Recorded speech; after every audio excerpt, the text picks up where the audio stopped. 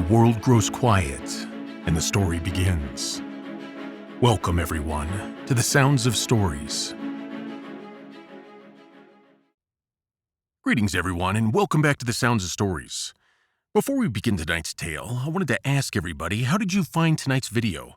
Did you discover us through the thumbnail, through the short that we put out, or are you just a returning story traveler? Please let me know down below in the comments. I really am curious to how you found this channel. But let's get back into it, and tonight's tale is The Ransom of Red Chief, written by O. Henry. In this beloved comedic classic, two men discover that some prizes cost far more than they ever imagined. Now, let the pages turn. The Ransom of Red Chief, written by O. Henry. It looked like a good thing, but wait till I tell you. We were down south in Alabama, Bill Driscoll and myself, when this kidnapping idea struck us. It was, as Bill afterward expressed it, during a moment of temporary mental apparition. But we didn't find that out till later. There was a town down there, as flat as a funnel cake, and called Summit, of course. It contained inhabitants of as undeleterious and self-satisfied a class of peasantry as ever clustered around a maypole. Bill and me had a joint capital of about $600, and we needed just $2,000 more to pull off a fraudulent town lot scheme in western Illinois with. We talked it over on the front steps of the hotel. Philoprogenitiveness, says we, is strong in semi-rural communities. Therefore, and for other reasons, a kidnapping project ought to do better there than in the radius of newspapers that send reporters out in plain clothes to stir up talk about such things. We knew that Summit couldn't get after us with anything stronger than constables and maybe some lackadaisical bloodhounds and a diatribe or two in the weekly farmer's budget, so it looked good. We selected for our victim the only child of a prominent citizen named Ebenezer Dorset. The father was respectable and tight, a mortgage fancier, and a stern upright collection plate passer and foreclosure. The kid was a boy of 10, with bas-relief freckles and hair the color of the cover of a magazine you buy at the newsstand when you want to catch a train. Bill and me figured that Ebenezer would melt down for a ransom of $2,000 to a cent. But wait till I tell you. About 2 miles from Summit was a little mountain covered with a dense cedar brake. On the rear elevation of this mountain was a cave. There we stored provisions. One evening after sundown, we drove in a buggy past old Dorset's house. The kid was in the street throwing rocks at a kitten on the opposite fence. "Hey, little boy," says Bill, "would you like to have a bag of candy and a nice ride?" The boy catches Bill neatly in the eye with a piece of brick. That'll cost that old man an extra $500, says Bill, climbing over the wheel. That boy put up a fight like a welterweight cinnamon bear. But at last we got him down at the bottom of the buggy and drove away. We took him up to the cave and hitched the horse in the cedar brake. After dark, I drove the buggy to a little village 3 miles away where we had hired it and walked back to the mountain. Bill was pasting court plaster over the scratches and bruises on his features. There was a fire burning behind the big rock at the entrance of the cave, and the boy was watching a pot of boiling coffee with 2 buzzard tail feathers stuck in his red hair. He points a stick at me when I come up and says, "Ha! Cursed pale-face, do you dare enter the camp of Red Chief, the terror of the plains?" "He's all right now," says Bill, rolling up his trousers and examining some bruises on his shins. "We're playing Indian. We're making Buffalo Bill's show look like magic lantern views of Palestine in the town hall.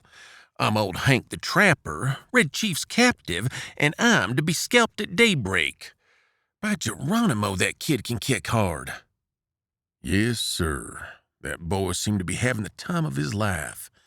The fun of camping out in a cave had made him forget that he was a captive himself. He immediately christened me Snake Eye the Spy and announced that when his braves returned from the warpath, I was to be broiled at the stake at the rising of the sun.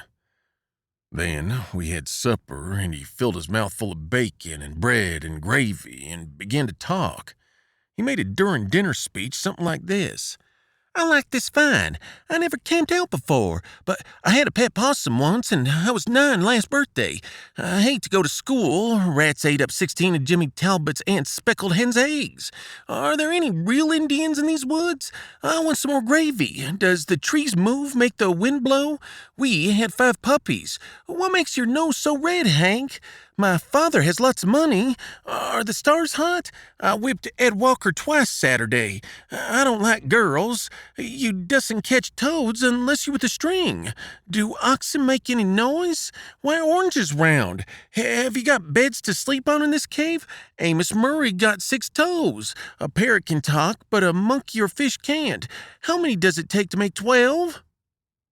Every few minutes, he would remember that he was a pesky Indian and pick up his stick rifle and tiptoe to the mouth of the cave to rubber for the scouts of the hated paleface.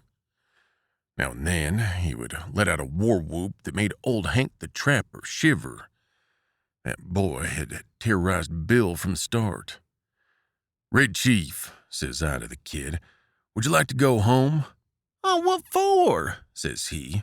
"I don't have any fun at home. I hate to go to school. I like to camp out. You won't take me back home again, Snake Eye, will you?" "Well, not right away," says I. "We'll stay here in the cave a while." "All right," says he. "That'll be fine. I never had such fun in all my life." We went to bed about 11 o'clock. We spread down some wide blankets and quilts and put Red Chief between us.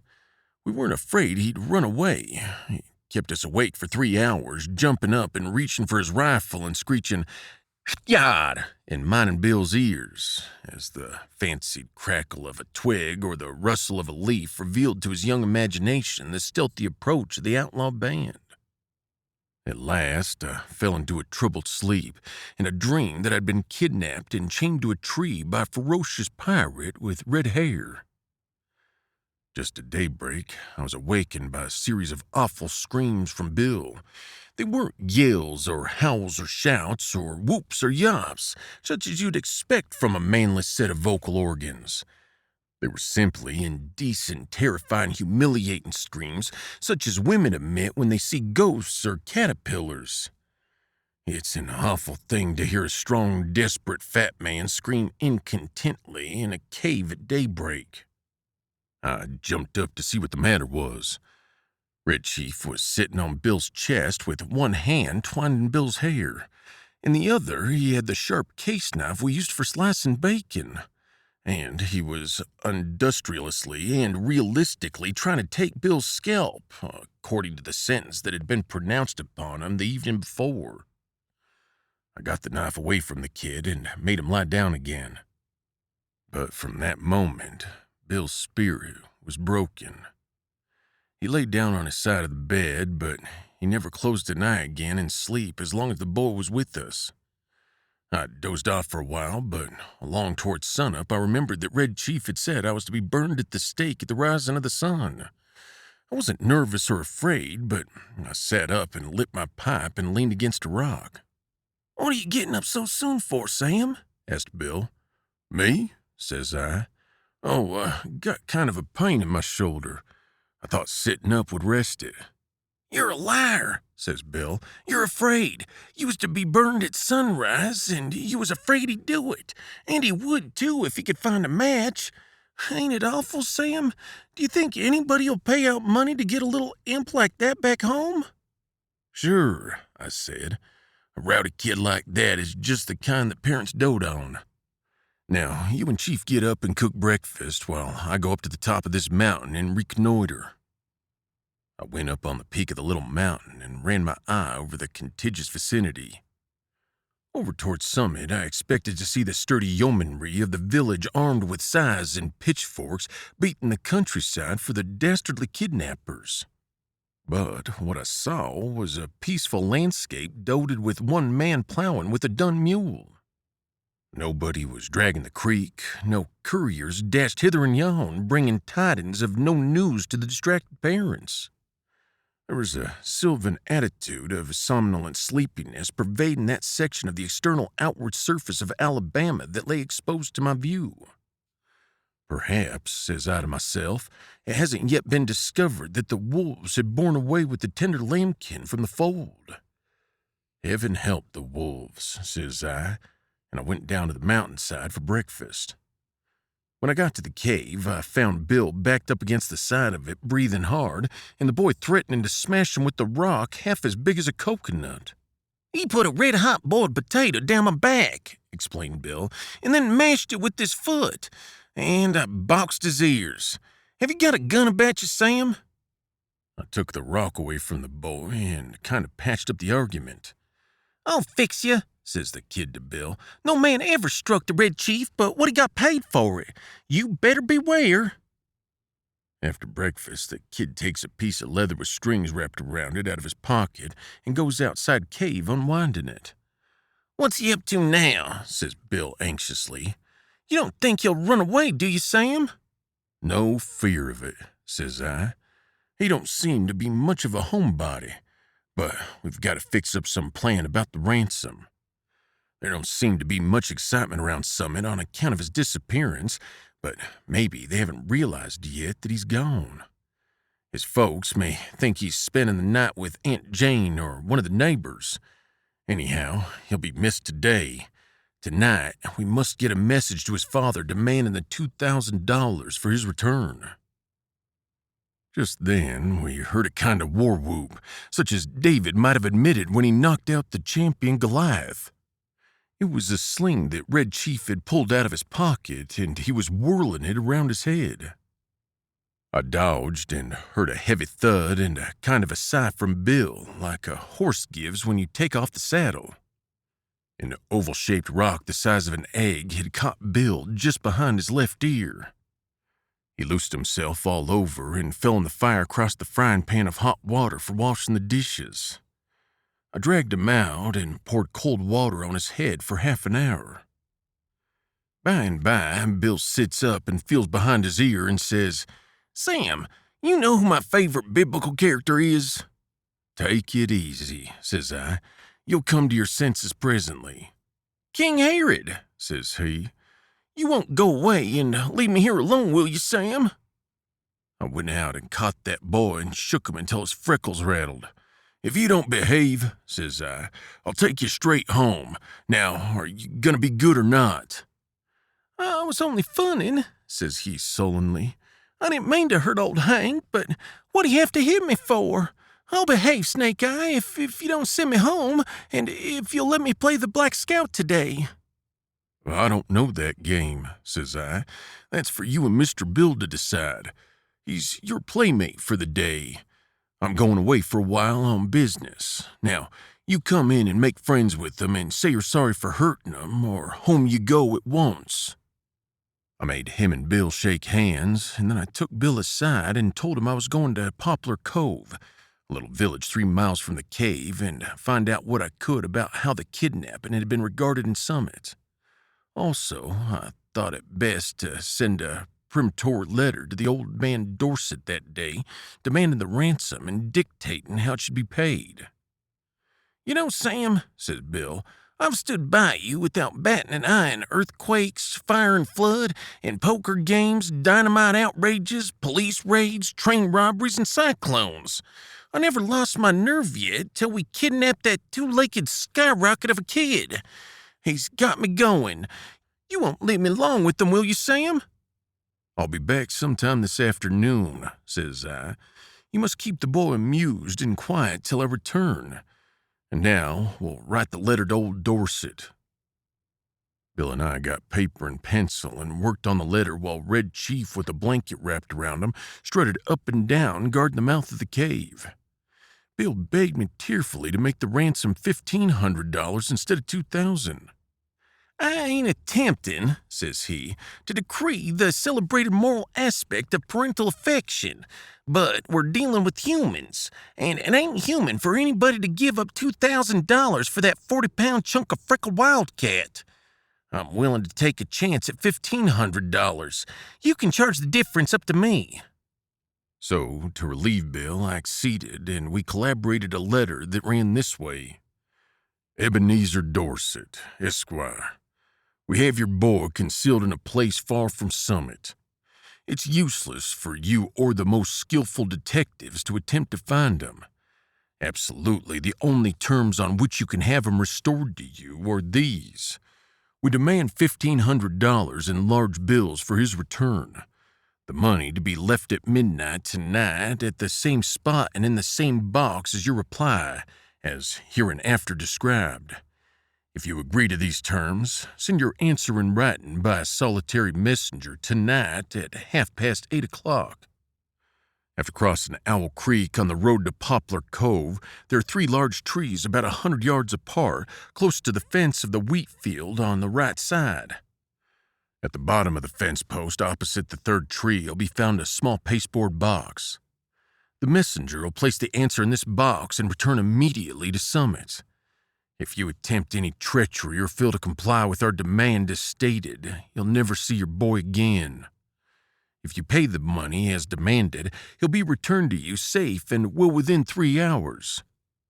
These terms are final, and if you do not accede to them, no further communication will be attempted. 2 desperate men. I addressed this letter to Dorset and put it in my pocket. As I was about to start, the kid comes up to me and says, "Aw, Snake Eye, you said I could play the Black Scout while you were gone." "Play it? Of course," says I. "Mr. Bill will play with you. What kind of game is it?" "I'm the Black Scout," says Red Chief, "and I have to ride the stockade to warn the settlers that the Indians are coming. I'm tired of playing Indian myself. I want to be the Black Scout." "All right," says I. "It sounds harmless to me. I guess Mr. Bill will help you foil the pesky savages." "What am I to do?" asked Bill, looking at the kid suspiciously. "You're the hoss," says the Black Scout. "Get down on your hands and knees. How can I ride to the stockade without a hoss?" "You better keep 'em interested," says I, "till we get the scheme going. Loosen up." Bill gets down on his all fours, and a look comes in his eye like a rabbit's when you catch him in a trap. "How far is it to this stockade, kid?" he asks in a husky manner of voice. 90 miles, says the Black Scout, "and you have to hump yourself to get there on time. Whoa, now!" The Black Scout jumps on Bill's back and digs his heels in his side. "For heaven's sake," says Bill, "hurry back, Sam, as soon as you can. I wish we hadn't made the ransom more than 1,000. Say, you quit kicking me or I'll get up and warm you good." I walked over to Poplar Cove and sat around the post office and store, talking with the Chawbacons that came in to trade. One whiskered-nato says that he hears Summit is all upset on account of Elder Ebenezer Dorset's boy having been lost or stolen. That was all I wanted to know. I bought some smoking tobacco, referred casually to the price of black-eyed peas, posted my letter surreptitiously, and came away. The postmaster said the mail carrier would come by in an hour to take the mail to Summit. When I got back to the cave, Bill and the boy were not to be found. I explored the vicinity of the cave and risked a yodel or two, but there was no response. So I lighted my pipe and sat down on a mossy bank to await developments. In about half an hour, I heard the bushes rustle and Bill wobbled out into the little glade in front of the cave. Behind him was the kid, stepping softly like a scout with a broad grin on his face. Bill stopped, took off his hat, and wiped his face with a red handkerchief. The kid stopped about 8 feet behind him. "Sam," says Bill, "I suppose you'll think I'm a renegade, but I couldn't help it. I'm a grown person with masculine proclivities and habits of self-defense, but there's a time when all systems of egotism and predominance fail. The boy's gone. I've sent him home. All is off. There was martyrs in old times," goes on Bill, "that suffered death rather than give up the particular graft they enjoyed. None of 'em ever was subjugated to such supernatural tortures as I've been. I tried to be faithful to our articles of depredation, but there came a limit." "What's the trouble, Bill?" I asked him. "I was rode," says Sam, "the 90 miles to the stockade, not bearing an inch. Then, when the settlers was rescued, I was given oats. Sand ain't a palatable substitute. And then, for an hour, I had to try to explain to him why there was nothing in holes, how a road can run both ways, and what makes the grass green. I tell you, Sam, a human can only stand so much. I takes him by the neck of his clothes and drags him down the mountain. On the way, he kicks my legs black and blue from the knees down, and I've got to have 2 or 3 bites on my thumb and hand cauterized. But he's gone, continues Bill. He gone home. I showed him the road to Summit and kicked him about 8 feet nearer there at one kick. I'm sorry we lose the ransom, but it was either that or Bill Driscoll to the madhouse. Bill's puffing and blowing, but there's a look of ineffable peace and growing content on his rose-pink features. Bill, says I, there isn't any heart disease in your family, is there? No, says Bill. Nothing chronic except malaria and accidents. Why? Then you might want to turn around, says I, and have a look behind you. Bill turns and sees the boy, and loses his complexion and sits down plump on the ground and begins to pluck aimlessly at grass and little sticks. For an hour, I was afraid for his mind. And then I told him that my scheme was to put the whole job through immediately and that we would get the ransom and be off with it by midnight if old Dorset fell in with our proposition. So Bill braced up enough to give the kid a weak sort of smile and a promise to play the Russian in a Japanese war with him as soon as he felt a little better. I had a scheme for collecting that ransom without danger of being caught by counterplots that ought to commend itself to professional kidnappers. The tree under which the answer was to be left, and the money later on, was close to the road fence with big bare fields on all sides. If a gang of constables should be watching for anyone to come for the note, they could see him a long way off crossing the fields or in the road, but no siree. At 8:30, I was up in that tree as well hidden as a tree toad, waiting for the messenger to arrive. Exactly on time, a half-grown boy rides up the road on a bicycle, locates the pasteboard box at the foot of the fence post, slips the folded piece of paper into it, and pedals away back toward Summit. I waited an hour and then concluded the thing was square. I slid down the tree, got the note, slipped along the fence till I struck the woods, and was back to the cave in another half an hour. I opened the note, got near the lantern, and read it to Bill. It was written with the pen in a crabbed hand, and the sum and substance of it was this. 2 desperate men. Gentlemen, I received your letter today by post in regard to the ransom you asked for the return of my son. I think you're a little high in your demands, and I hereby make you a counter-proposition which I'm inclined to believe you'll accept. You bring Johnny home and pay me $250 in cash, and I agree to take him off your hands. You better come at night, for the neighbors believe he's lost, and I couldn't be responsible for what they do to anybody they saw bringing him back. Very respectfully, Ebenezer Dorset. Great pirates of Penzance, says I, of all the impudent... But I glanced at Bill and hesitated. He had the most appealing looks in his eyes I ever saw in the face of a dumb or talking brute. Sam, says he, what's $250 after all? We've got the money. One more night of this kid'll send me to a bed in Bedlam. Besides, being a thorough gentleman, I think Mr. Dorset's a spendthrift for making us such a liberal offer. You ain't gonna let the chance go, are you? To tell you the truth, Bill, says I, this little Huey lamb has somewhat gotten my nerves, too. We'll take him home, pay the ransom, and make our getaway. We took him home that night. We got him to go by telling him that his father had bought a silver-mounted rifle and a pair of moccasins for him, and were gonna hunt bears the next day. It was just 12 o'clock when we knocked on Ebenezer's front door.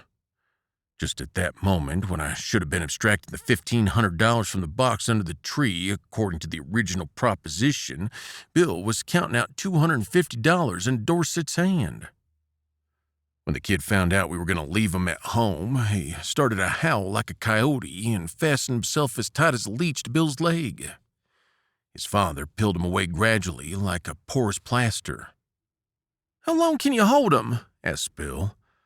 Well, I'm not as strong as I used to be, says old Dorset, but I think I can promise you 10 minutes. Enough, says Bill. In 10 minutes I shall cross the central, southern, and middle western states and be legging it trippingly for the Canadian border.